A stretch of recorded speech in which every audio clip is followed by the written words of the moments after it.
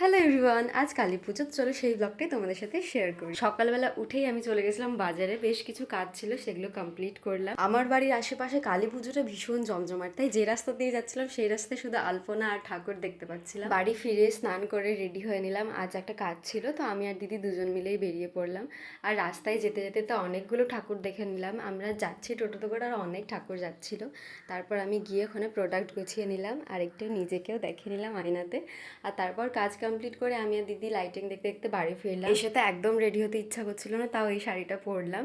তারপর বাকি ক্যান্ডেলসগুলো জ্বালিয়ে আমি বেরিয়ে গেলাম। তারপর মণ্ডপ এসে দেখি পুজো তো শুরু হয়ে গেছে, মা এখানে বসেছিল, মায়েরও একটা ভিডিও করে দিলাম। আর এই হচ্ছে আমাদের পাড়ার প্রতিমা। তারপর আমরা অনেকক্ষণ বসে থেকে সবাই মিলে গল্প করলাম, বলি হলো, পুজো দেখলাম, আর তারপরে অঞ্জলি দেওয়ার পর দিদি আমাকে প্রসাদ এনে দিল।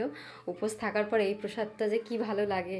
আর তারপর আমি একটু নিজেকে দেখালাম। আর সেরকম কিছু মেকআপ করিনি, শুধু শাড়ি আর ইয়াররিংসটাই পরেছিলাম। পুজো চলাকালীনই আমরা পাড়ার সবাই একটু আশেপাশে ঠাকুরগুলো দেখতে যাই, কিন্তু এবার পুজোর পরেই একটু গেলাম আশেপাশে ঠাকুরগুলো দেখে বাড়ি ফিরলাম। বাড়ি ফিরে একটা ফানুস উড়ালাম। বাস আজকের দিন এভাবেই কাটলো। দেখা হবে নেক্সট ব্লগে, বাই।